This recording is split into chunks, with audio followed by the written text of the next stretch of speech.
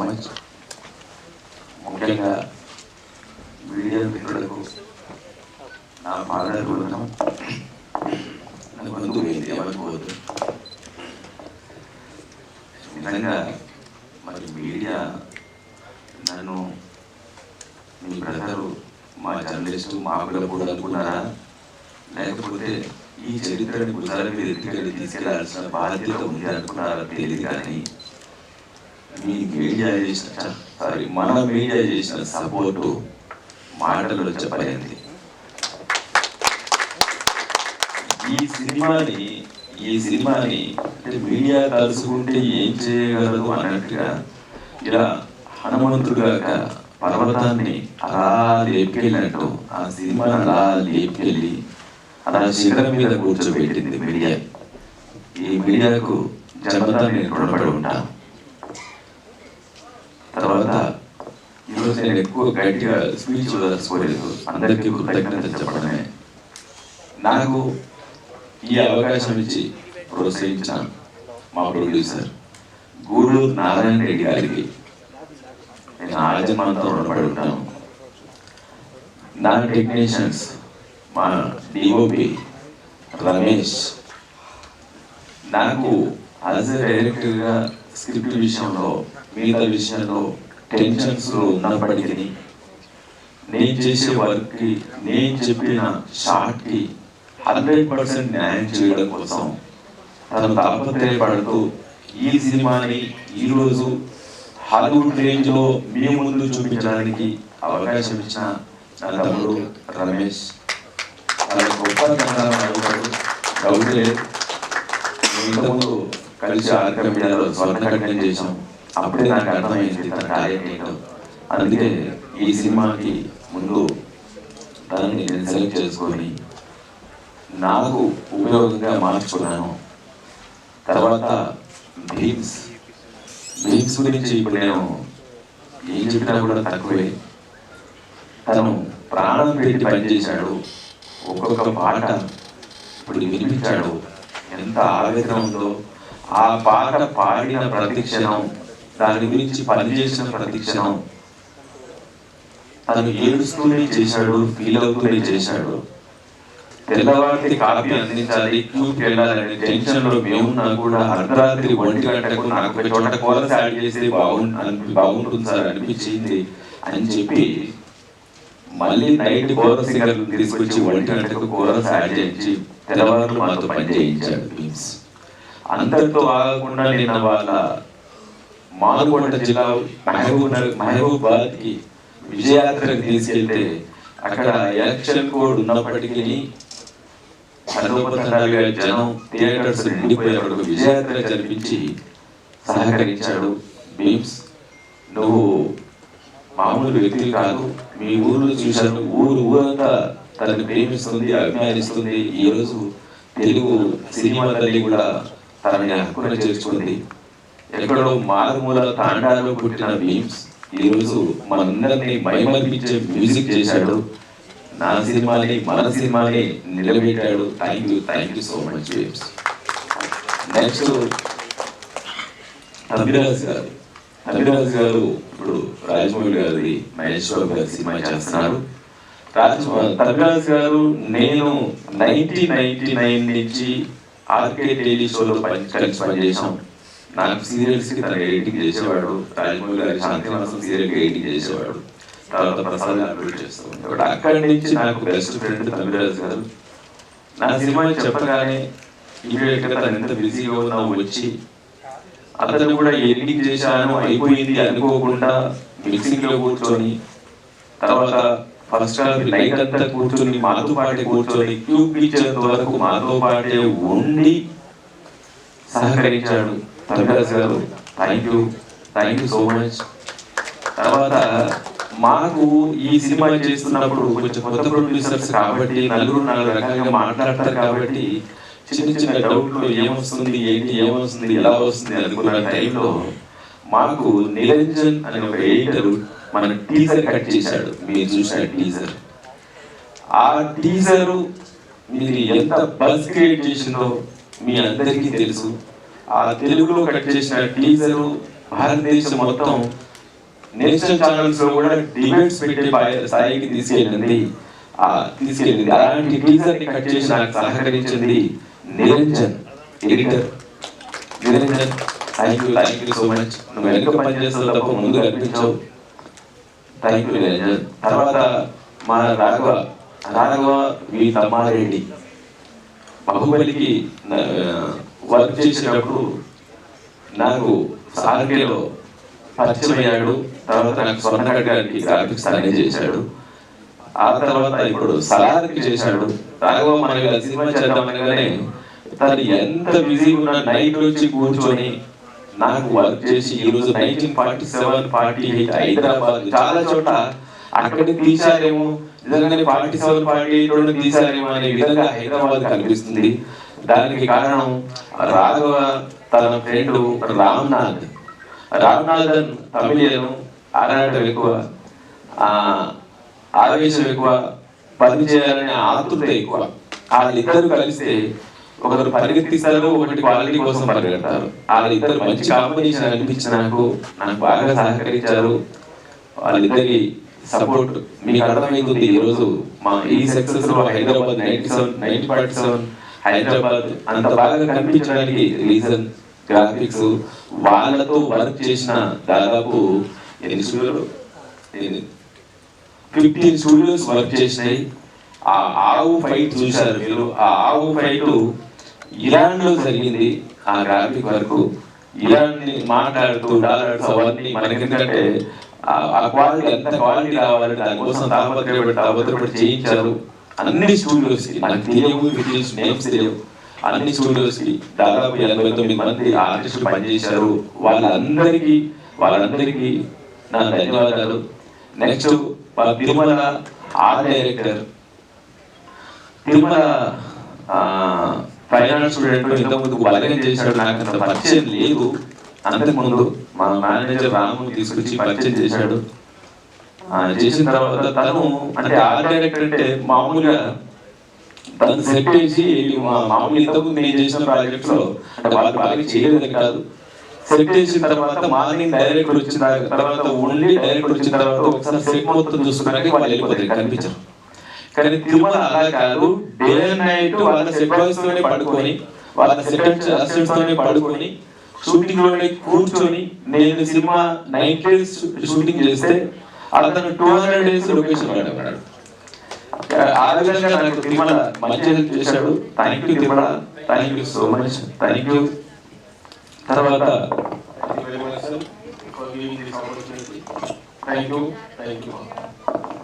తర్వాత సుధా అశోక్ తేజ గారు ఒక 3 ఆనిముత్యాలు లాంటి పాటలు రాశారు. మీకు తెలుసు. నేను అమరవీరుల పాట, ఆ పాట డే 1 సినిమా స్క్రిప్ట్ అనుకున్నప్పుడే ఆ పాట నేను ఆయనకి చెప్పేటాను. అయితే సినిమా నీటిలో ఎక్కడ అది రాదు. సినిమా డ్యూరేషన్ లో నా కథలో ఆ పాట లేదు.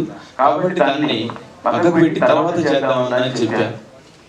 దానికి ముందు ఆ జెండా పాట పరకాల సాంగ్, ప్రాణం గడ్డి కోచం అనుకో, ప్రాణం గాజు పెంకు అనుకో అనేది, పాదాన ముళ్ళు గుంచితే అని, ఈ 2 పాటలు ప్రాణం పెట్టి రాసి ఆయనకు, అంటే ఆయన ప్రాణం పెట్టాల్సిన అవసరం లేదు. ఆయన ప్రాణంలోని పాట ఉంది, ఆయన ఆత్మలోని పాట ఉంది, అలవోగా వచ్చింది. ఆ తర్వాత ఇక చివరికి అమరవీరుల సాంగ్ జాయిన్ చేద్దాం అనుకున్నప్పుడు ఒకటే ఒక రోజు, ఈ రోజు చెప్పాను నాకు ఇలా కావాలి అని చెప్పాను. నెక్స్ట్ డే కల్లా పాట వచ్చింది. మళ్ళీ నైట్ పడుకొని ఇంటున్నప్పుడు అన్న నాకు ఇది ఒక్కటి యాడ్ చేస్తే బాగుండు, మళ్ళీ నిద్రపోయి ఉంటారు, నేను ఇప్పుడు లేపి చెప్పలేదు అని మెసేజ్ పెడితే 10 నిమిషాలు యాడ్ చేసి నాకు మళ్ళీ మెసేజ్ ఇచ్చేసింది రాత్రి 12 గంటలకు.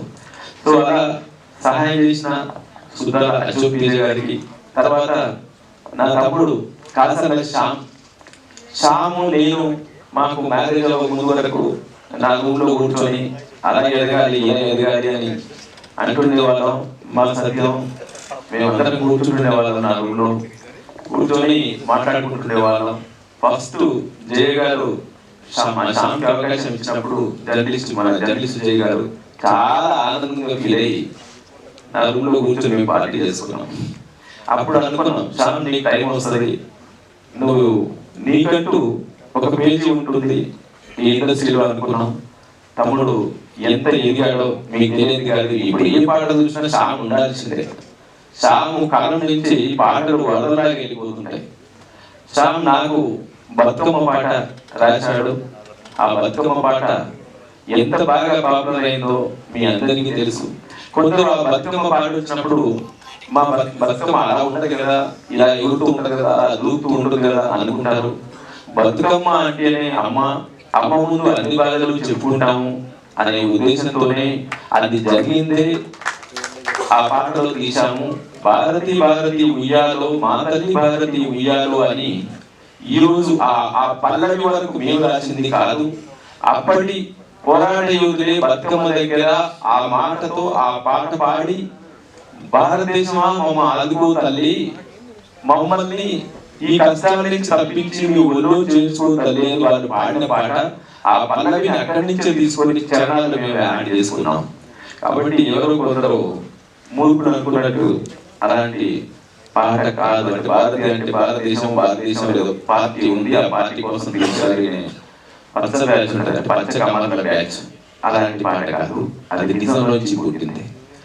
తర్వాత ఆ పాటని సుచిత్ర చంద్రబోస్ గారు ఎంత బాగా అంటే, మాకు బతుకమ్మ అంటే బతుకమ్మతో కూడుకున్న గౌరమ్మ అంటే అమ్మవారు.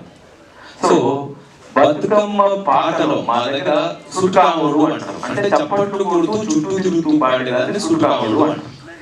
మేము అంతవరకే తెలుసు. కానీ ఏ సుట్కాముడులో అమ్మవారిని చూపిస్తే ఎలా ఉంటుంది అని ఆలోచన వచ్చి అనసూయ గారిని మధ్యలో బతుకమ్మ మధ్యలో వెనకాన్ని చేతుడుస్తూ అమ్మవారిలాగా చూపించి గౌరమ్మని గుర్తు చేశారు.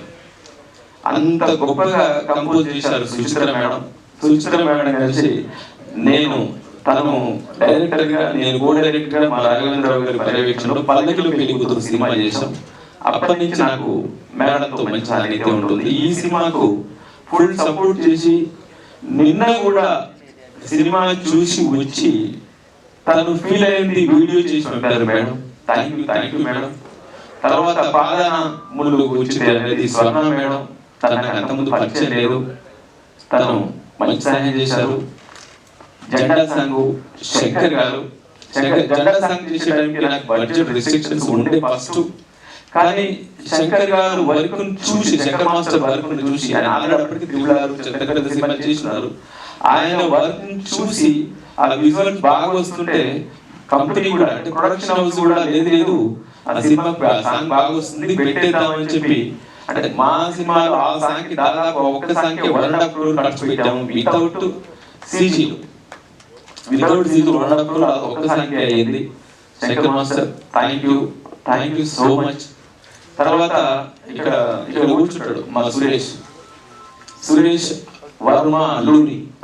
ఈ రోజు సినిమా ఎందుకంటే నేను ఒక టెక్నీషియన్ ని, క్రియేటర్ ని, మా సంస్థ కొత్త సంస్థ ఈ మీడియా తోటి, డిస్ట్రిబ్యూటర్స్ తోని, అందరితోటి అనుసంధానంగా ముందుకు నడిపించింది మా సురేష్ లేకపోతే నిజంగా చెప్పాలంటే ఈరోజు మేము ఆగమైపోయేవాళ్ళం. ఎందుకంటే వాళ్ళకు మాకు అంత అప్రోచ్ తెలియదు డిస్ట్రిబ్యూషన్ తో. సురేష్ మాకు మంచి సహకారం చేశాడు. ఎక్కడ కూడా సురేష్ కి పని చెప్తే సురేష్ ముఖంలో టెన్షన్ కనపడదు, లోపల ఉంటేనేమో. అందులో అమ్మాయి కమలస్ గారు అమ్మాయి శృతి హాసన్ గారి క్యారెక్టర్ సురేష్ పైన ఫేస్ లో ఎక్స్ప్రెషన్ కనిపించదు, పని జరుగుతున్నది టెన్షన్ పడుతుంటాడు. కానీ వర్క్ మాత్రం నీట్ జరుగుతుంది. సురేష్ కి పని చెప్తే ప్రశాంతంగా నిద్రపోవచ్చు. అలాంటి సురేష్ మనకు దొరకడం మా అదృష్టం. Suresh thank you so much. నీ ద్వారా నాకు ఒక మంచి బ్రదర్ దొరికాడు అనుకుంటున్నాను.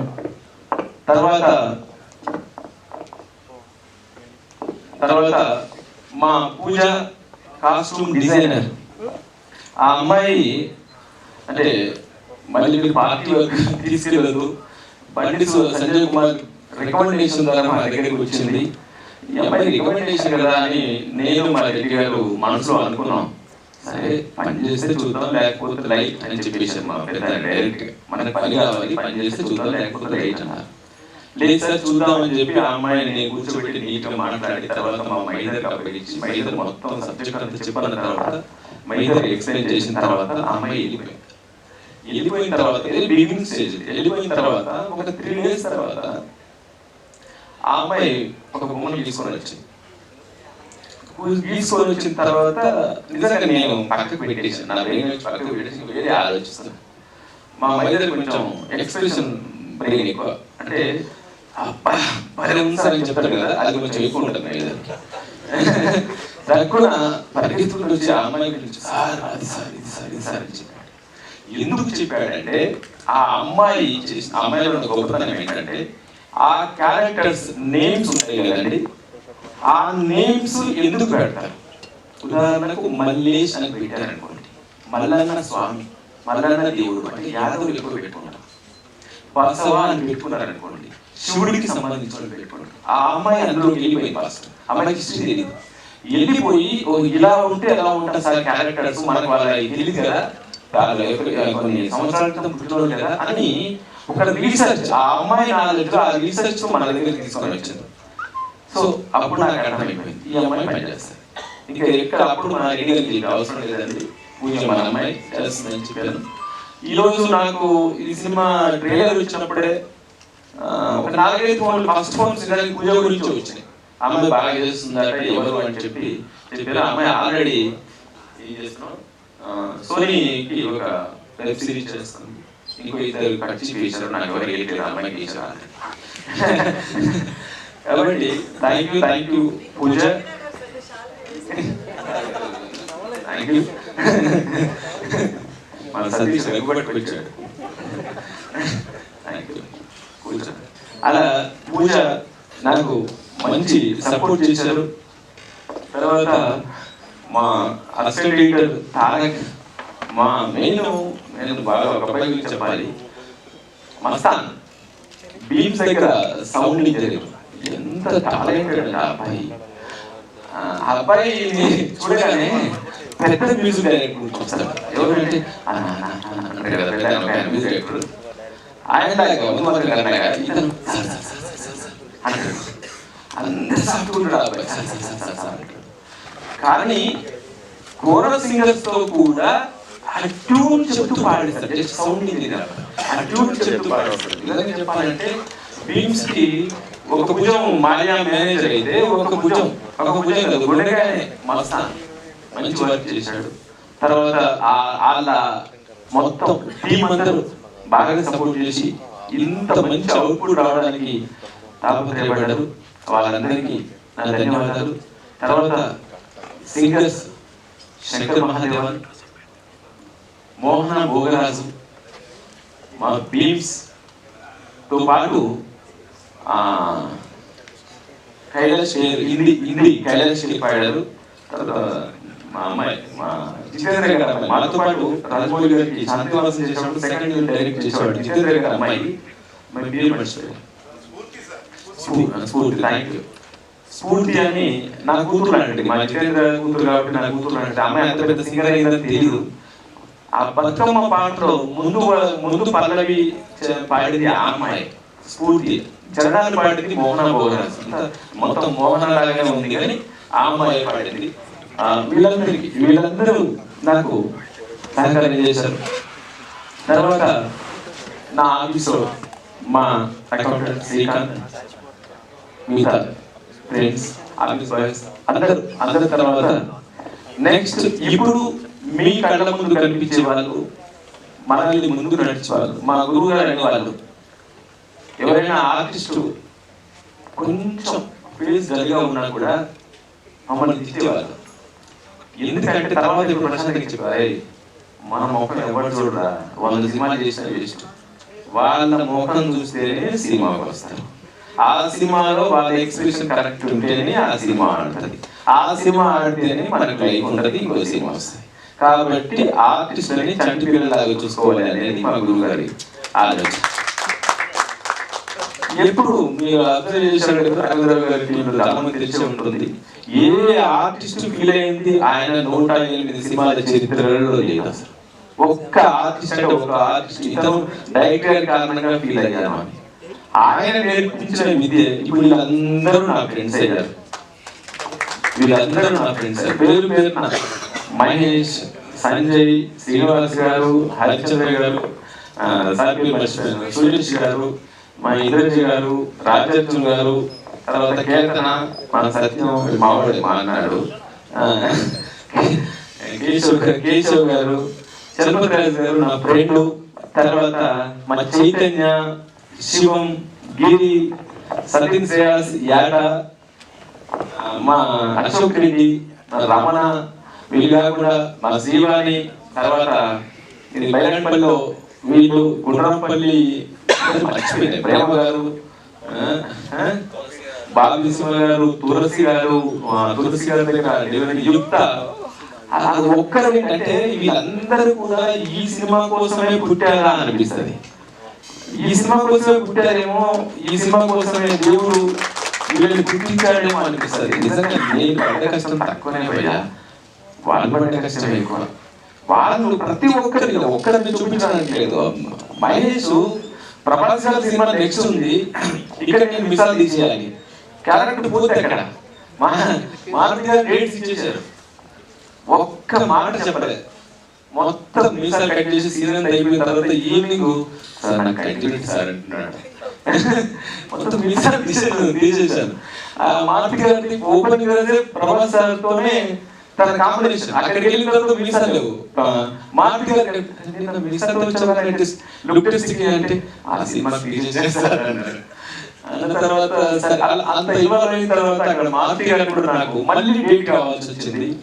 ప్రభాస్ గారిని ఒప్పించి మళ్ళీ మధ్యాహ్నానికి ఫిలిం సిటీకి రావాలి కాబట్టి మధ్యాహ్నానికే ప్రభాస్ గారి కాంబినేషన్ లో మహేష్ సీన్ ఉన్నప్పటికీ మారుతి గారు మీకు లేదు ఆ సినిమా పెద్ద కాంబినేషన్ అంటున్నారు, వీళ్ళు మహేష్ మనం ఇంకొక రోజు పెట్టుకుందామని ప్రభాస్ గారిని రిక్వెస్ట్ చేసి మహేష్ పంపిస్తే మళ్ళీ ఆ సినిమా పూర్తి చేసి తర్వాత మేనేజ్ చేశాడు. అట్లా తర్వాత సంజయ్ నాకు తిరుమల పరిచయం చేశాడు. సంజయ్ తిరుమలతో పరిచయం, తను తన క్యారెక్టర్ ని బైరంపల్లిలో బాగా చేశాడు. శ్రీనివాస్ గారు పోలీస్ ఆఫీసర్, పోలీస్ ట్రైనర్, ఆయన పూర్తిగా ఈ క్లైమాక్స్ లో వచ్చే వాకింగ్ మొత్తం కూడా మొత్తం కూడా అతని దగ్గర నుండి చూసుకున్నాను. నాకు ఏం తెలియదు, నేను అంత చదువుకోలేదు కాబట్టి ఆయనే దగ్గర నుండి చూసుకున్నాను. మా హరిచంద్ర గారు ఇందులో నిజాం వైపు ఆ అమ్మాయి అనుసూయ త్రిపాఠి గారికి ఆయనే ఒక 2 years ఆవిడకు ఏ భాష రాదు, ఏమీ తెలియదు, హిందీ తప్ప, ఇతని తయారు చేశారు ఆవిడని ఆర్టిస్ట్ గా. తర్వాత అతను బాహుబలి నుంచి బాగా ఫేమస్ అయ్యారు, ఎప్పటి నుంచో స్టేజ్ ఆర్టిస్ట్ కూడా ఆయన నాకు బాగా చేశారు. ఇంకా ఈయనైతే పోయిన జన్మ నెహ్రూ గారు అనుకుంటా కాదా? ఓకే. ఆయన ఇంకోటి ఏంటంటే నేను ఇక్కడ అవన్నీ వాళ్ళ దేశప్రభు గారి కాంబినేషన్ కదా, ఆయనకి తెలుగు రాదు కాబట్టి ఈయన పర్ఫెక్ట్ గా హిందీ వస్తుంది కాబట్టి ఆయన కాంబినేషన్ సీన్స్ నేను హిందీలోనే షూట్ చేశాను, తెలుగులో చేయాలి. ఫ్లూయెంట్ గా హిందీలోనే ఇంటర్ కాంబినేషన్ లో చేశాను. తర్వాత ఆయన కేశవ్ దీపక్ గారు, ఆయన కూడా చూడండి ఆయన కొంచెం హెయిర్ పెరిగి తిరిగిందంటే చౌగులకండ ఉంటాడు. మన ఎవరు డికేఆర్ గారు ఆయన ఫోటో చూపించగానే చౌగులకండ అన్నారు. థ్యాంక్ యూ అండి, thank you so much, thank you. తర్వాత చలపతిరాజు గారు నాకు ఎప్పటి నుంచో 1999 నుంచి మేము సీరియల్స్ చాలా కలిసి చేసాం. ఆయనతో మంచి క్యారెక్టర్ చేయించాలనుకున్నాను. లాస్ట్ మూమెంట్ లో ఆయన బిజీ ఉండి గడ్డం తీయాలంటే ఇంకా తప్పదు, ఫ్రెండ్ కదా గడ్డం తీయకపోయి అడ్జస్ట్ చేయాలని ఆ గడ్డాన్ని కొంచెం అడ్జస్ట్ చేసి పిచ్చి పిచ్చిగా మళ్ళీ జర్నలిస్ట్ క్యారెక్టర్ ని చేసి అందులో పెట్టాను. పెట్టకపోతే బాగోదు, ఫ్రెండ్ పెట్టాలి కాబట్టి ఇందులో పెట్టాను. థ్యాంక్ యూ భయ్యా, థ్యాంక్ యూ సో మచ్. మా బలగం సత్యం నాకు కోడ్ డైరెక్టర్, సీరియల్స్ అన్నిటికీ మనకి కోడ్ డైరెక్టర్. తర్వాత నాకు అన్న డబ్బింగ్ లో కూర్చుంటాడు, ఇతనికి thank you so much. Chaitanya తనకి మళ్ళీ ఒక రియల్ లైఫ్ ఇది, ఎందుకంటే మక్బూల్ క్యారెక్టర్ ఇప్పుడు రేంజ్ లో చేశాడు, అలా నిజంగానే చంపేయాలనిపిస్తుంది మక్బూల్ క్యారెక్టర్ ని. మక్బూల్ క్యారెక్టర్ చేసినందుకు సూపర్ క్యారెక్టర్ చేసిన Chaitanya, thank you so much. Shivam Indraja గారితో తగ్గించుకున్నాడు. ఈ పర్సనాలిటీకి ఇంద్రజ గారితో ఇది పడతారా? కానీ ఇంద్రజ గారు ధన్యవాదాలు. Thank you. అదే పరకాయ పరమేశ్వరం చూసాను. గిరి నా తమ్ముడు, మా ఊరే, మేమిద్దరం చాలా 15 ఏళ్ళుగా మంచి ఫ్రెండ్స్. అతను కూడా ఒక రజాకార్ క్యారెక్టర్ చేశాడు. తర్వాత అశోక్ రెడ్డి కూడా మా పక్కూరు, రమణ కటంగూరు మా ఊరే. వీళ్ళందరూ కూడా కూర్చోండి చాలా బాగా చేశారు. ఇక ఇంద్రజ గారి గురించి ఇప్పుడు నేను కొత్తగా చెప్పడం ఏంటి, ఆవిడ సినిమా చూస్తూ పెరిగినాను నేను. చిన్నప్పటి నుంచి చూస్తూ పెరిగినాను నేను. మీరు బయటికి వెళ్ళి చదువుకున్నప్పుడు నేను పని చేయడానికి వెళ్ళాను, అంతే డిఫరెన్స్. నిజంగా ఎంత పని రాక్షస్ అంటే అమ్మో చాలా కష్టం. అంత ఇన్వాల్వ్ అయిపోయి ఏదైనా మనం ఆదమర్చున్నామా అయిపోతాం. ఆ క్యారెక్టర్ వచ్చిందంటే అక్కడ ఐలమ్మ ఉంటుంది తప్ప ఇంద్రజ గారు కనిపించారు. అక్కడ ఐలమ్మే నాకు ఐలమ్మ. మొన్న మేము ఇంద్రజ గారిని తీసుకొని వరంగల్, సిరిసిల్ల, సిద్దిపేట టూర్కి వెళ్తే అందరూ థియేటర్ ఐలమ్మ అంటున్నారు ఆవిడని. ఇక నుంచి చూడండి, ఎప్పుడు చాకలమ్మ హిస్టరీ మన న్యూస్ లో ఉన్నా కూడా అది ఇంద్రజ గారి ఫోటోతోనే ఉంటది. ఇక అది ఎక్కడ విడిచిపెట్టి ఆడుతూ ఉంటది. తర్వాత రాజర్జున్ గారు రాత్రి మా ఊరు తీసుకెళ్ళారు. పల్లెటూరు మా ఊరు. 500 ఓట్లు ఉంటాయి అంతే. వీళ్ళందరూ వచ్చారు, 500 ఓట్లు ఉంటారు. వాళ్ళకి హిందీ ఎవరికి రాదు. పక్క గ్రామీణ వాళ్ళు చాలా బాగా, కానీ ఎంత గొప్పగా చేశారంటే ఫస్ట్ టైం ఒక సన్మాన ప్రోగ్రామ్ కార్యక్రమం అనేది మా ఊర్లో ఫస్ట్ టైం నేను చేశారు. రాత్రి మేము అందరం వెళ్ళాం. ఆ ఊర్లో కూడా రాజార్జున్ గారు కనిపించగానే ఒక 10 నిమిషాలు విజిట్ చేస్తూనే ఉన్నారు ఆయన్ని చూసి. వాళ్ళకి ఏమి తెలియదు, భాష తెలియదు, పాపం తెలుగే మాట్లాడతారు మా ఊర్లో. అంతకంటే ఏమి తెలియదు. వాళ్ళకి పల్లెటూరు, అది ఉత్తటూరు అని యాదాద్రి భువనగిరి జిల్లాలో రామన్నపేట మండలం.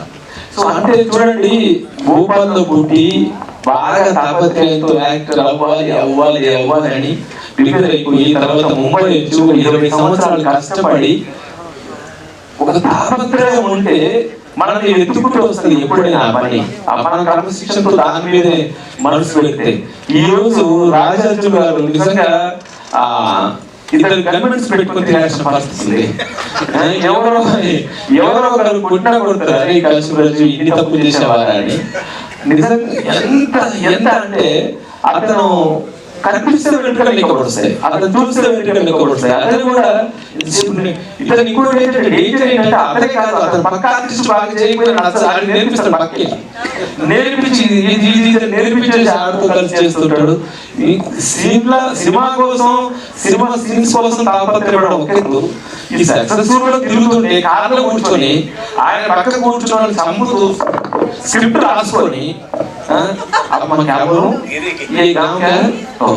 సిద్దిపేట అదే మొత్తం ఏ ఊరికి వెళ్తే ఆ ఊరు తెలుసుకోవడం, దాన్ని హిందీలో ట్రాన్స్లేట్ చేసుకోవడం, ఆ ఊరిలో తెలుగులో స్పీచ్ ఇచ్చి ఆ ఊరి ప్రజల గురించి మాట్లాడడం. అంటే తాపత్రయం చూడండి, నేను రీచ్ అవ్వాలని తాపత్రయం. అది ఆ తాపత్రయం ఉంటే ఏ కెరీర్ లోనైనా నో డౌట్ ఒక రోజు లేట్ అంతే, ఒక రోజు 2 రోజులు లేట్ అంతే, బట్ అది సాధిస్తాం. అది భూపాల్ నుంచి వచ్చి బాలీవుడ్ లో ఎదిగి ఈ రోజు మన టాలీవుడ్ లో ఒక అమరీష్ పురి తర్వాత బాలీవుడ్ వచ్చిన నెక్స్ట్ బాలీవుడ్ నుంచి వచ్చిన టాలీవుడ్ ని ఆర్టిస్ట్ ఎవరంటే మా రాజార్జున్ గారు. Thank you sir, thank you so much, thank you.